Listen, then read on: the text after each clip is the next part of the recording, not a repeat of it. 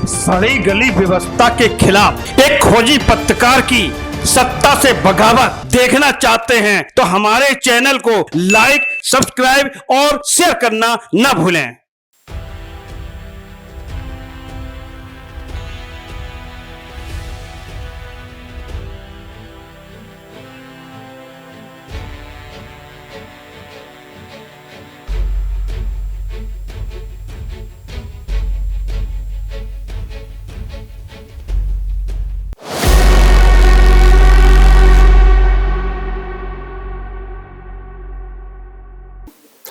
नमस्कार, मैं अनु गुप्ता, आप देख रहे हैं दृष्टा न्यूज।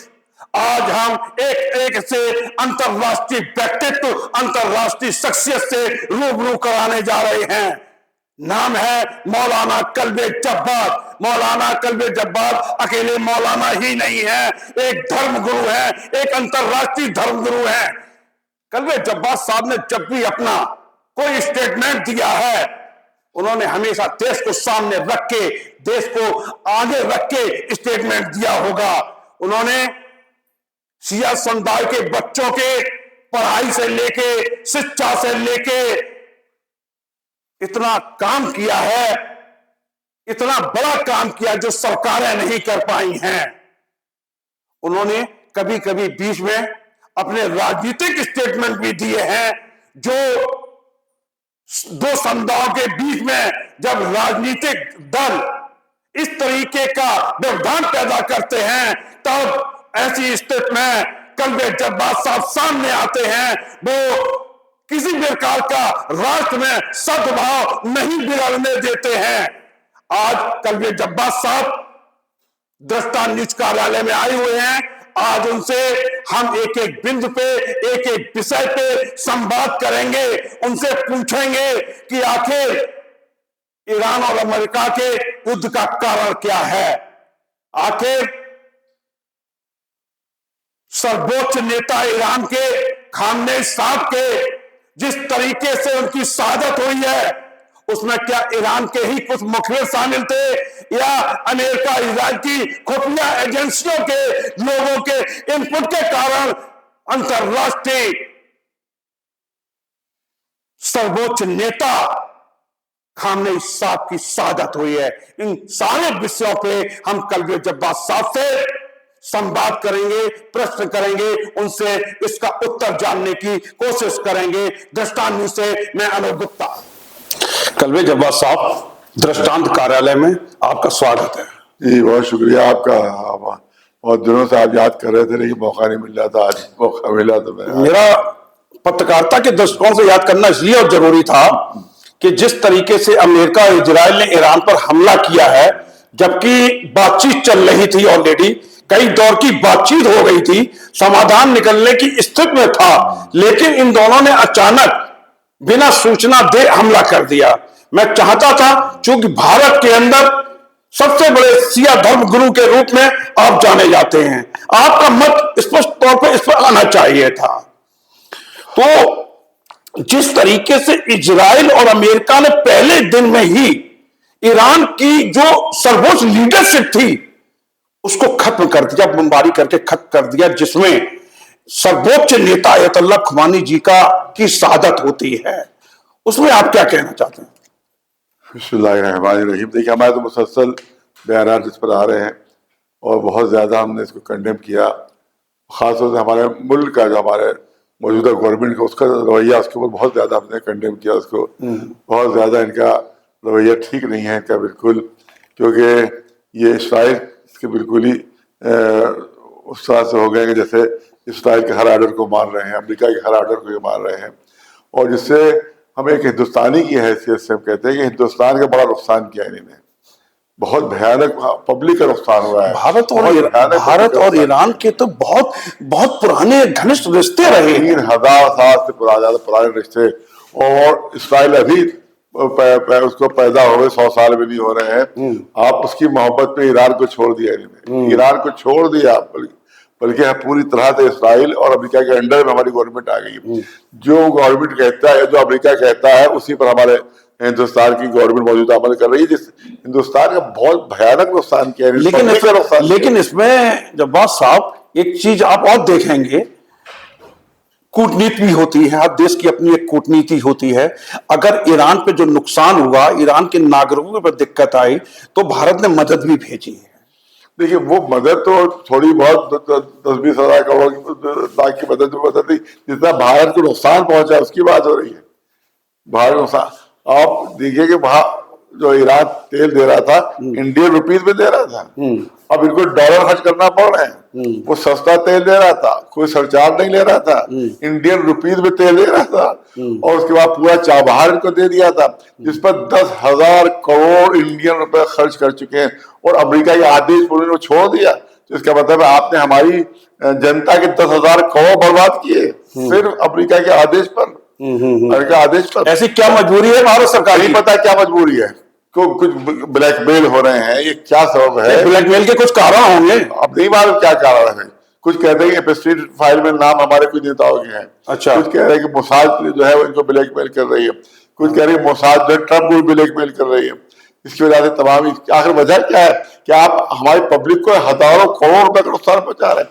उसने कहा कि रशिया से तेल न लीजिए, आपने तेल लेना छोड़ दिया। नहीं वो तो ले रहे हैं, अरे जब उसे हुक्म दिया कि लो तब दे रहे, तो इजाजत दी उसे।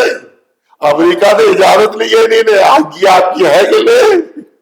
उन्होंने तो 1 महीने की इजाजत कहा था, लेकिन भारत सरकार तो अभी भी लगातार ले रही है। वो आज्ञा मान रहे उनकी। आप देखें जब इन्हें जिस जमाने में रशिया से तेल लिया था, तो इनका बयान आता था कि हमने $14 बिलियन बचाए हैं रशिया से तेल लेकर, इतना बचाया था। और उसके बाद आपने अमेरिका ने कह दिया तेल ना हो, तो आपने तेल लेना बंद कर दिया। उसके बाद कहा कि हाँ आज्ञा है, तो कहा 1 महीने की आज्ञा आपको है। यानी हमारे देश को आपने अमेरिका को। अच्छा ये बताइए, ये हमारे साहब ये बताइए, अमेरिका ने तो ये भी कहा है कि विश्व का कोई भी देश ईरान की मदद नहीं करेगा। ऐसी स्थिति में भारत सरकार ने मदद भेजी। मदद क्या भेजी? मेडिकल मदद। वो तो मेडिकल तो पहले से अलाउ है वहां पर, दवाइयां वगैरह पहले से अलाउ है वहां पर। लेकिन पहले से अमेरिका का प्रतिबंध नहीं था कि ये नहीं था कि पूरे वर्ल्ड में, पूरे विश्व में कोई देश ईरान की मदद करे। तो यहाँ के जितनी मदद पब्लिक ने यहाँ की है, उसकी 1% भी गवर्नमेंट ने नहीं की मदद। यहाँ की पब्लिक ने जितनी मदद की है, यहाँ से तो कश्मीर से तो बहुत पैसा, सोना, सब कुछ, अपनी जमीनें बेच के मदद की, अपने मकान बेच के मदद की, उसकी तो 1% भी नहीं की फिर मदद। अब तो ये कहेंगे। और वो कह रहा है कि हमारे दोस्त हैं, कोई तेल का जहाज सब रोके जाएंगे, इंडिया का नहीं रोका जाएगा। और आपने वहां पर शोक संदेश नहीं दिया, वहां के रहबर मार दिए गए, शहीद कर दिए, कोई शोक संदेश नहीं गया। यहाँ से 160 बच्चियां मार दी गई, कोई शोक संदेश नहीं। हमला कर दिया गया बिल्कुल अनजाने में, और जबरदस्त हमला और तबाह नुकसान पहुंचा दिया गया। सबसे बड़ा कोई सुनिए बात, आप इस पे ना बोलिए जी। आप कह रहे हैं कि इतना भयानक नुकसान कर दिया, सारी यूनिवर्सिटी तबाह कर दी, 1000 स्कूल तबाह किए अमेरिका इसराइल ने। और एक बम कुवैत पर गिर गया था, हमारे मोदी जी ने वहां कंडेम किया। एक बम कैसे गिर गया? एक बम कतर में गिर गया, आपने कंडेम किया, और वहां हजारों लोग मार दिए गए, आपने कंडेम नहीं किया। कलवे जब्बार साहब, सबसे बड़ा प्रश्न ये बनता है कि अमेरिका इजराइल ने जब संयुक्त रूप से पहले दिन जो हमला बोला है, उसमें जो सर्वोच्च नेता अयतुल्लाह खुमैनी साहब और उनकी पूरी लीडरशिप मारी जाती है, हजारों किलोमीटर दूर बैठा हुआ अमेरिका के पास ये इनपुट कैसे पहुंचा? सवाल यह है कि वहां देखिए, क्या अमेरिका, क्या ईरान के अंदर ही कोई मुखबिर था? गद्दार है वहां पर। वहां लबनान में जो नसरुल्लाह शहीद हुए, वो भी गद्दारी अंदरूनी थी। यहाँ के बस अयतुल्लाह खामनी जो शहीद हुए तो अंदरूनी गद्दारी। लेकिन वो लोग कहा करते थे, हमारी गोदी मीडिया भी चीख से कह रहे बंकर के अंदर 500 फीट के नीचे है, साहब छुपे रहो, खामने छुपे रहो, खामने छुपाओ। और उसने कहा ट्रम्प ने, अरे साहब मारो किस बंकर में, तो उन्हें मस्जिद से अपना वीडियो जारी किया था, ये बंकर, ये मस्जिद ये वाला बंकर है, और यहाँ आ जाते हो। मस्जिद में थे वो, जिस वक्त बंकर में छुपे हुए। और जब वहां के लोगों ने कहा, जिम्मेदारों ने कहा आप बंकर में चले जाइए, तो उन्होंने कहा जब तमाम ईरानियों के लिए बंकर बना दोगे तब हम जाएंगे। उन्होंने अपने घर में शुरू से अपने घर में रहते, शुरू से अपने घर में, अपने ऑफिस में। लेकिन गद्दार ईरान के अंदर थे, नहीं, गद्दार तो ईरान के अंदर कोई गद्दारी हुई? कहा गद्दार नहीं होते, इसराइल में जासूस मौजूद है ईरान की। अच्छा कलवे जज्बात साहब, हमला कर रहा अमेरिका, हमला कर रहा इजराइल, लीडरशिप मारी जा रही ईरान की, भारत में किस बात का विरोध? नहीं, भारत में पहली बात तो ये कि इनकी policy pro Israel pro America है, total pro Israel pro America है, और उसकी हर आदेश पर अमल करते हैं। यानी हमको उन्होंने उसका दास बना दिया अमेरिका का, इसराइल का अपने को गुलाम बना दिया हमको। जो ऑर्डर वहां से वो बदमाशी के बयान दे रहा है, जहां नर्क कह रहा है हिंदुस्तान को हेल होल नहीं, भारत के अंदर ये भारत को नर्क कलवे जब्बार साहब, भारत के अंदर ये ठीक है, ईरान अमेरिका पे मारे, ईरान इजराइल पे मारे, लेकिन भारत के अंदर ये कैसे कि घर घर से खाम नहीं निकलेंगे, घर घर से खाम नहीं निकलेंगे? ये वो जो है खामनेई जो है वो जुल्म के खिलाफ सिंबल है।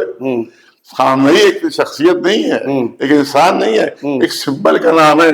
जुल्म अत्याचार के खिलाफ सिंबल। तो इससे भारत का क्या मतलब? हर पूरी दुनिया के लिए सिंबल है। नहीं, इससे भारत का क्या मतलब? ना भारत युद्ध कर रहा है, ना भारत युद्ध में शामिल है। भारत के कोई खिलाफ नहीं हुआ, अमेरिका के खिलाफ इसराइल के खिलाफ हुआ, जो भी हुआ अमेरिका इसराइल के खिलाफ, भारत के खिलाफ कुछ भी नहीं हुआ। भारत के खिलाफ किसी ने गलत नहीं कहा, सिर्फ अमेरिका इसराइल। आप जितने भी फंक्शन में जितने भी जुलूस निकले, अमेरिका मुर्दाबाद, इसराइल मुर्दाबाद, अमेरिका मुर्दाबाद, इसराइल मुर्दाबाद, एक भी भारत के खिलाफ, हिंदुस्तान जिंदाबाद के नारे समझेगा। कोई भी ऐसा फंक्शन नहीं हुआ है जिसमें हिंदुस्तान जिंदाबाद का नारा न लगाओ। आप कह रहे हिंदुस्तान के खिलाफ, आप झूठा, ये लाभ झूठा आपका है, बिल्कुल गलत भाई। हर शहर में, खासकर लखनऊ में जहाँ शिया समुदाय बहुत बड़ी संख्या में रहता है, के खिलाफ कोई नारा बता दी गई, कोई एक नारा दिखाइए। हमारे 2 लाख की भीड़ हुई थी बड़े इमामबाड़े में, एक नारा दिखाइए हिंदुस्तान के खिलाफ क्या गया। अच्छा, अमेरिका इसराइल, अमेरिका इसराइल, ये जुल्म के खिलाफ। ये बताइए जब्बार साहब, जो अमेरिका और इजराइल ने जो हमला किया है, क्या जो ईरान पलटवार कर रहा है, ईरान अपनी संप्रभुता को बचाने के लिए किस सीमा तक जा सकता है? अपने वजूद को बचाने के लिए, अपने अस्तित्व को बचाने के लिए लड़ाई लड़ रहा है, अपने अस्तित्व को बचाने, आजादी की लड़ाई।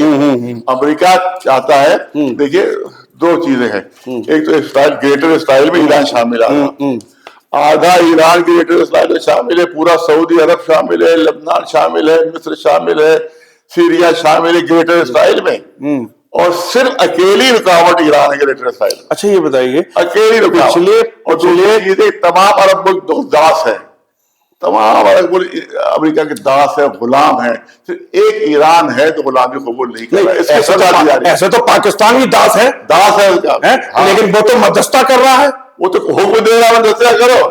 वो आगे चपरासी ने कहे मध्यस्थता करो, चपरासी मध्यस्थता करेगा। वो वहां के चपरासी है, हम चपरासी को अपने ऑर्डर करते हैं कि भैया ये काम तुम अंजाम दे दो, अपना लोटा ले आओ, वहां से कटोरा ले आओ। लेकिन वो तो कह रहा है, पाकिस्तान तो कह रहा है कि हम ही इस लड़ाई को खत्म करा सकते हैं। वो तो जो अमेरिका कहलवा रहा है वो कह रहा है, वो गुलाम है, जैसा सऊदी अरब गुलाम है, जिस तरह से यूएई गुलाम है, से पाकिस्तान अमेरिका गुलाम दास है। वो करवा रही, कर रहा है, नौकर है, उसको छोड़ देंगे, किसी और को पकड़ लेंगे, वो करने लगेगा। आप ये बताइए, जैसे आपने कहा कि अमेरिका और इजराइल ने ईरान पे अटैक किया, ईरान भी तो अपने जो प्रॉक्सी संगठन हैं, प्रॉक्सी जैसे हिजबुल्लाह हो गया, हमास हो गया, हुती हो गया, इनके माध्यम से भी तो इजराइल पे लगातार हमले करा रहा था। कोई इजराइल पर आज तक हमला नहीं हुआ, किसी ने नहीं किया हमला। अरे भाई, हिजबुल्लाह तो लगातार इजराइल पे हमला करता है। इसराइल पर हमला नहीं हुआ, इसराइल ने उनकी जमीन पर कब्जा किए हुए उस पर हमला हुआ है। लबनान की आधे लबनान पर कब्जा है इसराइल का, जो अपनी आजादी की लड़ाई लड़ रहे हैं। हमास की जमीनों के ऊपर फिलिस्तीन के आधे फिलिस्तीन पर कब्जा किया जाए। हमारे अटल बिहारी जी का बयान सुन लीजिए, अब हमने कहा था कि आक्रमणकारी इसराइल, उसने अरब की जमीनों पर कब्जा किया, उसको वापस करना पड़ेगी, अटल बिहारी जी कह रहे। तो आप अटल बिहारी जी की बात नहीं मान रहे। गांधी जी का बयान मौजूद है कि जिस तरह से फ्रांसीसियों का है, इंग्लैंड अंग्रेजों का है, उस तरह फिलिस्तीन जो है अरबों का है, उनको मिलना चाहिए, तो मिलना चाहिए। तो उन्हीं ने अपनी आप इस वक्त जैसे आधे कश्मीर पर पाकिस्तान का कब्जा है, अगर यहाँ हिंदुस्तानी फौज जाकर उसको वापस ले तो आप कहेंगे उसने हमला कर दिया वहां पर और गलत हमला किया है, दूसरे मुल्क को हमला किया नहीं, अपनी जमीन को बचाने के लिए नहीं। तो ये तो फिर ये वो संगठन क्या कि ये हम स्वतंत्रता की लड़ाई लड़ रहे हैं। हाँ, आजादी की लड़ाई लड़ रहे हो, वो आजादी की लड़ाई की बात कर रहा है, आजादी की लड़ाई लड़ रहा है, लेकिन वो तो इजराइल को मिटाने की बात करता है, मिटाने की बात नहीं कर रहे हैं। वो कह रहे हैं कि हमें हमारा हक मिलना चाहिए, हमें हमारी जो है जमीन हमें वापस मिलना चाहिए, हमें हमारी जमीन वापस मिलना चाहिए, यही कह रहे हैं। मिटाने का कोई उसमें फैसला नहीं है, कहीं कोई मिटाने का नहीं। आगे का इंटरव्यू देखने के लिए पार्ट 2 देखिए।